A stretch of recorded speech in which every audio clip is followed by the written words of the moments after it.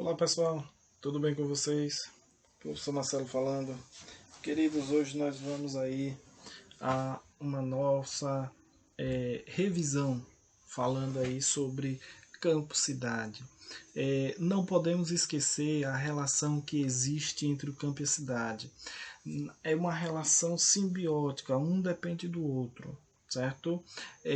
As cidades, nós vamos ter a capital, a geração, a produção de tecnologia e produtos industrializados, é onde nós vamos ter aí a urbanização crescente, moderna, por conta dessa tecnologia que é produzida pela fábrica, pelas indústrias, nos centros tecnológicos. Então, no campo, nós vamos ter aí a área de produção de alimentos, de matéria-prima, que vai ser utilizada na indústria. Nós vamos ter aí o meio rural, propriamente dito, né? Um espaço que a urbanização ela não vai ser tão presente, até mesmo porque não será tão necessária, porque vai ser o meio de geração e produção de alimentos. A criação desses espaços aí, ela não vai necessitar da urbanização, da impermeabilização do solo, pelo contrário, vai precisar do solo exposto para que seja semeado, certo? Então, nós vamos ter aí, ó, no campo, o campo nós vamos ter produtos agrícolas e investimentos na cidade. Vem do campo para a cidade, certo? E aí da cidade para o campo nós vamos ter investimentos também e tecnologia. O campo ele se moderniza com aquilo que a cidade produz. Da cidade para o campo nós vamos ter produtos industrializados e serviços. E do campo nós vamos ter aí a população que vai migrar do campo para a cidade, certo? Então, um depende do outro, é uma via de mão dupla. Uma vai para o campo, quer dizer, da cidade parte para o campo e do campo também parte para a cidade, certo? Não vamos dizer que um vai viver sem o outro, que isso nunca vai existir. E aí, nas décadas de 1970 e 1980, a agropecuária brasileira sofreu muitas modificações, visando sobretudo o aumento da venda de produtos agrícolas para outros países, ou seja, a exportação. O Brasil, nessas décadas aí, nós estamos vivendo os governos militares e a indústria, a industrialização brasileira teve uma grande força, ela teve um grande incremento, cresceu muito. E quando a cidade se moderniza, moderniza também o campo. O Brasil também aí voltou a vender muito, a exportar bastante para desenvolver as lavouras, laranja, cana-de-açúcar, café, por exemplo, e intensificar o plantio. Os produtores investiram em modernização, aumentando a mecanização, o que diminuiu a necessidade de mão de obra no campo. Então, com toda essa efervescência tecnológica que começa a ser produzida no Brasil, o campo começou a se modernizar mais ainda. Então, quanto mais o campo se mecaniza, menos mão de obra ele necessita. Então libera mais um excedente de mão de obra lá que eles migram para a cidade. Aí o êxodo vai acontecer, continuar acontecendo, na verdade, o êxodo rural. E aí fomos falar um pouco sobre a estrutura fundiária do Brasil. O que é a estrutura fundiária? É a forma com que está distribuída as propriedades agrícolas. Então, a estrutura fundiária brasileira, nós vamos ter aí a divisão das terras do Brasil. Como é que está a estrutura fundiária brasileira? Equilibrada ou concentrada? Hein? A equilibrada é onde a maioria das propriedades tem praticamente o mesmo tamanho. E a concentrada é onde poucas propriedades ocupam mais espaço do que a maioria das propriedades. Então, no Brasil, nós temos uma estrutura fundiária concentradíssima. Isso é um fator histórico, desde lá das Sesmarias, quando nós tivemos aí a distribuição das capitanias hereditárias pelo rei de Portugal, né, que eram glebas de terras enormes, ou seja, uma fatia de terra enorme. E essa estrutura fundiária ela se mantém até hoje, uma alta concentração de terras na mão de poucos e muita gente sem nada e poucos com quase nada, certo? É uma estrutura totalmente desigual, concentrada e essas classificações aí que vão ocorrer no meio rural, nós vamos ter aí o latifúndio como uma propriedade especulativa, certo? Nós vamos ter aí os latifúndios, que são as grandes propriedades, a empresa rural e o minifúndio. O latifúndio, falando logo dele, é pouco explorada, é muito utilizada para especulação. E aí são mais de 1.000 hectares. 1 hectare é equivalente a 1.000 metros quadrados.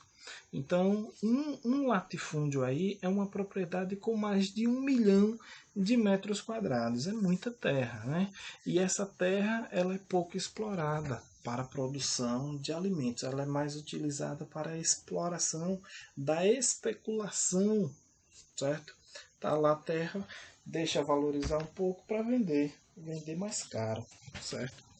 E aí nós vamos ter a empresa rural. A empresa rural nós vamos praticar aí, a empresa rural nós vamos praticar uma agricultura moderna, mecanizada, o uso de alta tecnologia, insumos agrícolas, fertilizantes, sementes selecionadas, e tudo isso produzindo em larga escala produtos para exportação. E aí nós vamos ter na empresa rural uma propriedade entre 100 e 999 hectares. Passou de 1.000 já é um latifúndio, certo? Então também não é uma empresa, não é uma propriedade pequena aí, né? Essa empresa rural ela é muito difundida aqui no Brasil, tem muitas empresas rural aqui no Brasil e algumas praticamente todas são de multinacionais estrangeiras aqui no Brasil, né? Produzindo para exportação. E o minifúndio? Agricultura tradicional, familiar, menos de 100 hectares. É aquela propriedade que vai produzir para abastecimento do mercado interno. Então aí nós vamos ter no minifúndio a policultura, porque na empresa rural e no latifúndio nós vamos ter a monocultura, a produção de um único produto. Já no minifúndio nós vamos ter a policultura, a produção de mais de um gênero, certo? Nós vamos ter aí vários gêneros alimentícios, várias culturas sendo produzidas aí nessa propriedade. Então isso é benéfico para o meio ambiente, isso é benéfico para a sociedade como um todo e principalmente para o ganho social que isso traz, porque quem abastece a feira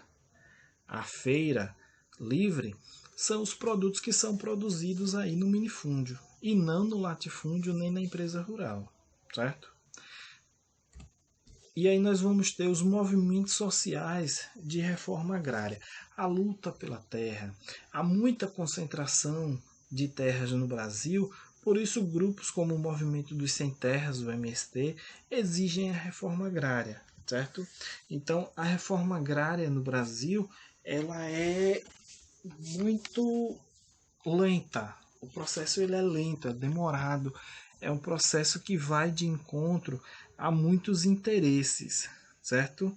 E aí por conta disso, mas lembrando que a terra ela não é tomada do produtor, ela é comprada, certo?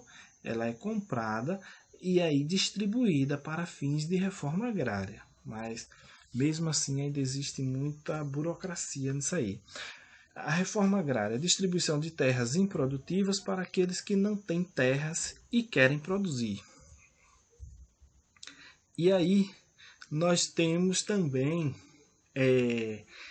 atrelado a essa questão aí da distribuição de terras, porque essa distribuição se dá pelas pessoas que foram expulsas, expoliadas, expulsas das suas propriedades. Muitas das vezes foram tomadas por alguém ou pelo banco que, por um endividamento, perdeu a sua terra e vai lutar para conseguir reaver.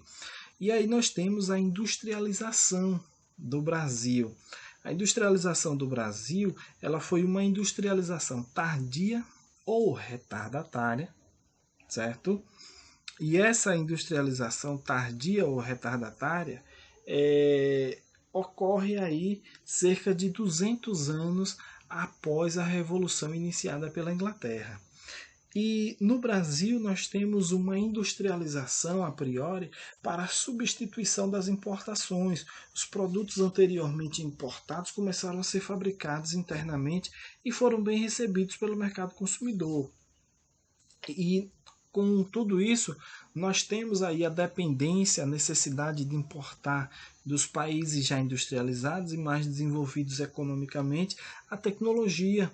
Nós precisamos da tecnologia porque nós não produzimos. Então nós sofremos com essa dependência e essa tecnologia, ela não é vendida assim de forma fácil, de forma simples e nem barata. Depois atraiu-se tecnologia estrangeira, as tecnologias que eles vieram para cá, e aí se instalaram aqui as multinacionais brasileiras, estrangeiras, se instalaram no Brasil, modernizaram o parque tecnológico brasileiro, e aí nós temos a marca da industrialização brasileira, uma industrialização tardia, a fim de substituir as importações.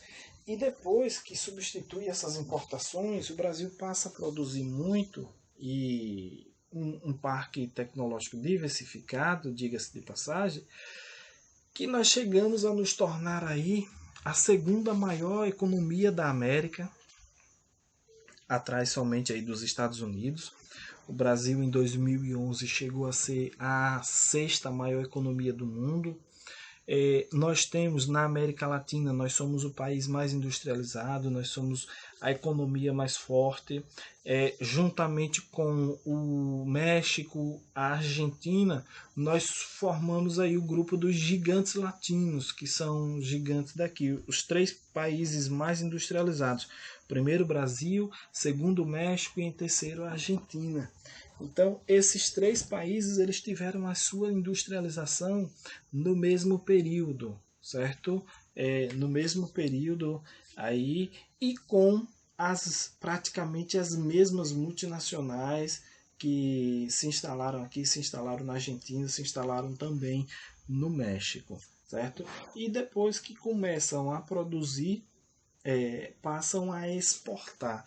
E aí o Brasil passou a ser um grande exportador, exporta muito aqui para a América do Sul, para a América Central, Caribe, América do Norte, Europa, África, Ásia. Também o Brasil atende a todos esses mercados aí, certo? Então o Brasil é uma potência industrial, vamos assim dizer.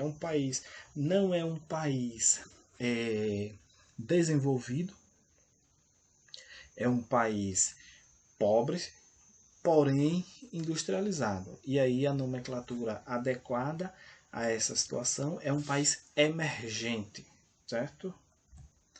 E aí, Brasil é um país urbano. A maioria da população brasileira é urbana.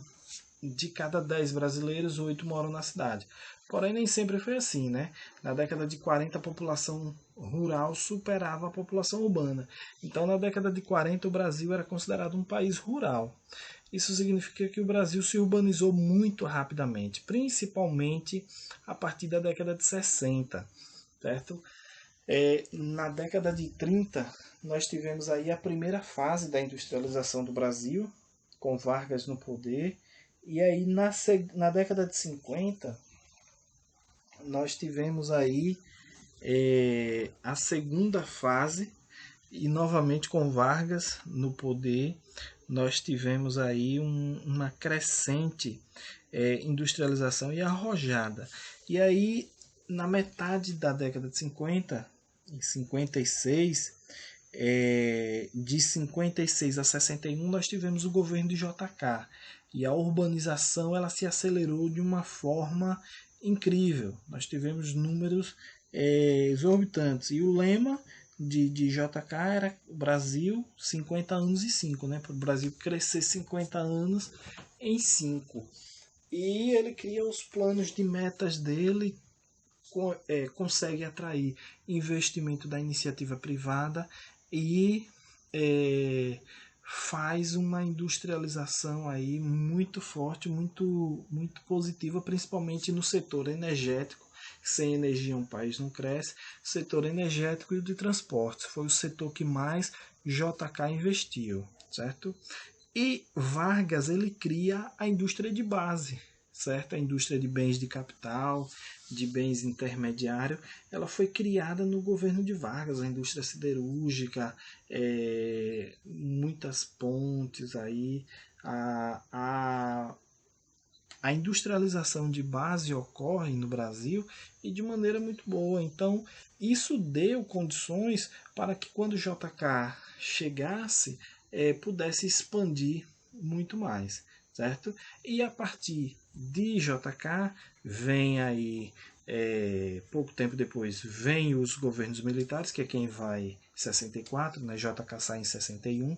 Em 64 começa a ditadura militar e os governos militares irão investir novamente aí e recuperar o fôlego industrial brasileiro. O Brasil vai crescer muito com investimento estatal e também investimento estrangeiro, certo?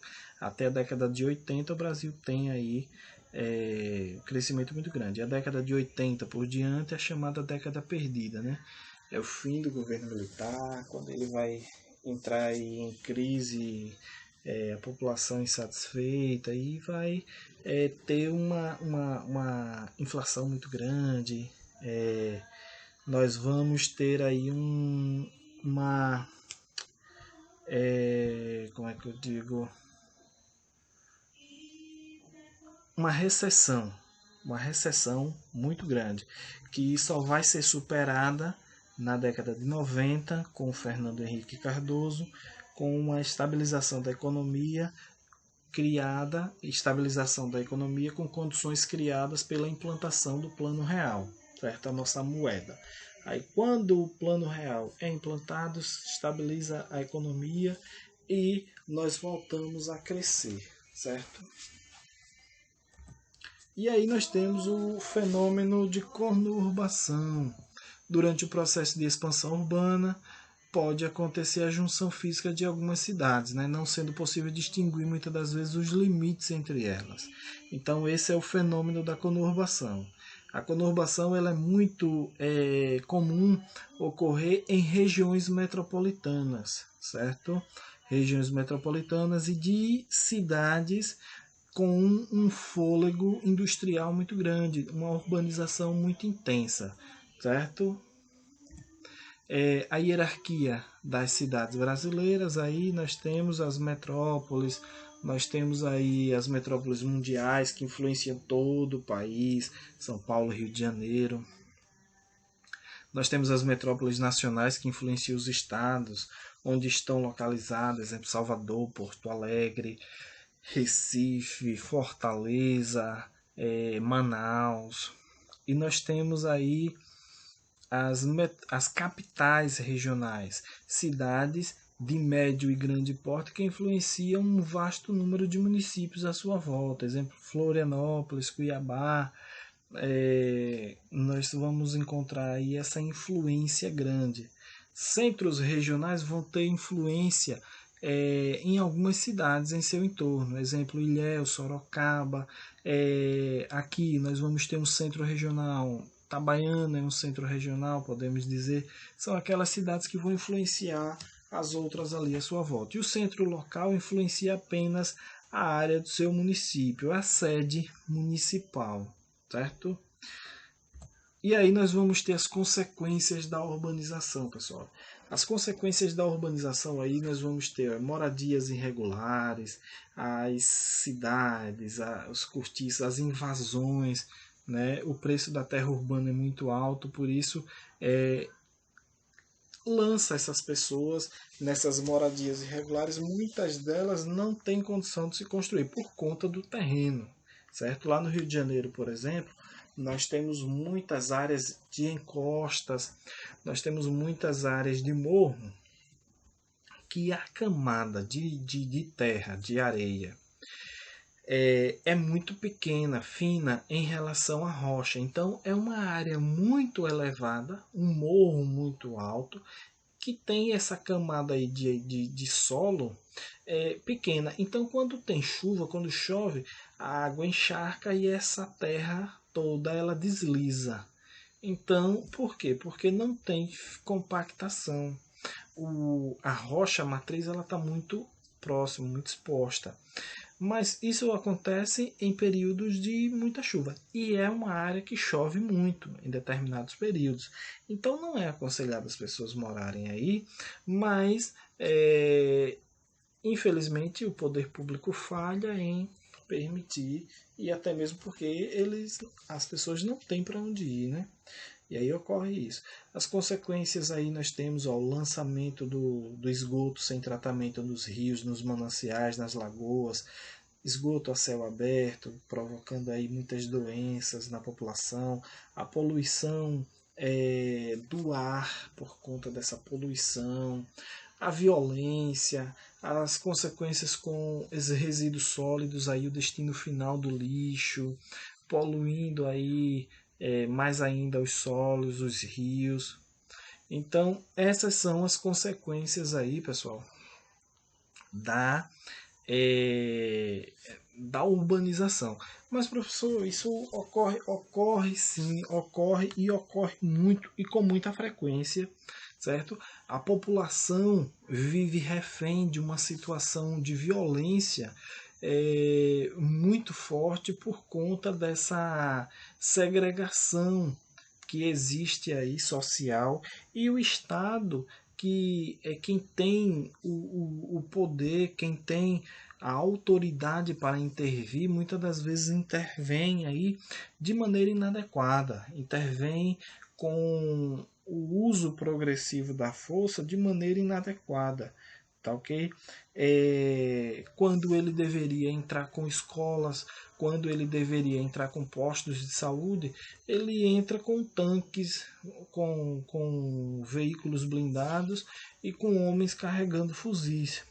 Mas isso eu não estou dizendo que a polícia não tem que agir, mas tem que agir não em todas as situações, certo?